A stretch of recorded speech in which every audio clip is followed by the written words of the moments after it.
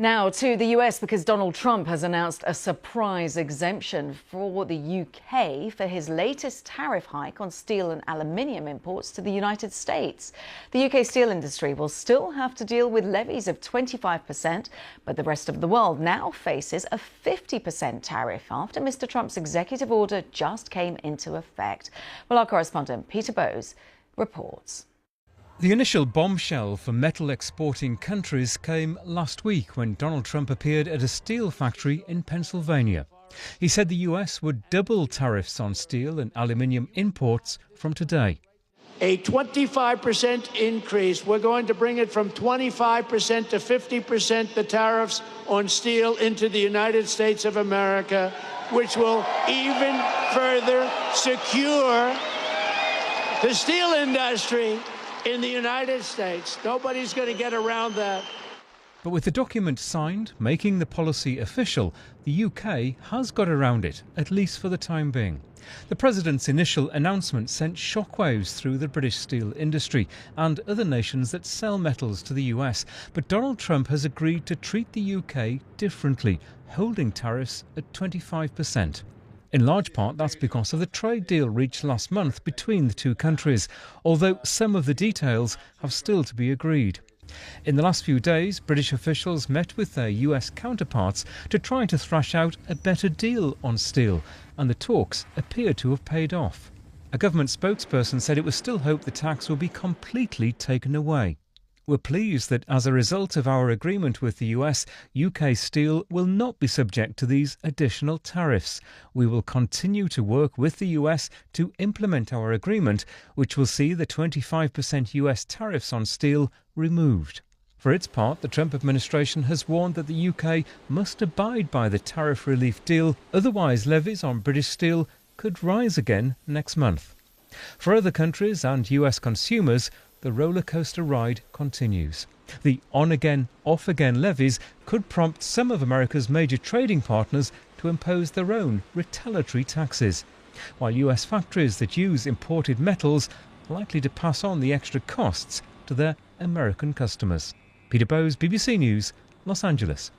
Well, in just a moment, we're going to get the latest on the impact on the UK. But I just want to tell you that moments ago, in a post on Truth Social, Donald Trump said that I like President Xi of China. Always have, always will. But he is very tough and extremely hard to make a deal with. His caps lock, obviously. That update coming days after the US president accused China of violating an agreement to roll back tariffs and trade restrictions. So there, Donald Trump talking about China. Let's talk about the UK, because Chris Southworth is Secretary General of the International Chamber of Commerce for the UK. Chris, welcome. Look, where are we with the tariffs and the United Kingdom? Because our understanding was that the UK had some form of an agreement, not a trade deal. Now we're talking about tariffs on aluminium. Just do you understand where we are? It's incredibly difficult to keep track of, isn't it? I mean, I think in the short term, we're still on 25% tariffs on steel, and steel and aluminium. So yes, there's a UK-US deal that's been negotiated. It's not actually a deal. It's more of a sort of an agreement, if you like, but it's not a trade deal as such. But it's in the short term, there's going to be continued uncertainty. That's very clear. And I think in a way, that's the bigger issue here is it's almost impossible for US producers, steel producers, and UK exporters to make any serious investment decisions on the future because it's just chopping and changing every single day. But for now, it's 25%. The pressure's on the government now to ratify that agreement so that the tariffs will go down to zero for UK steel, which will be good news.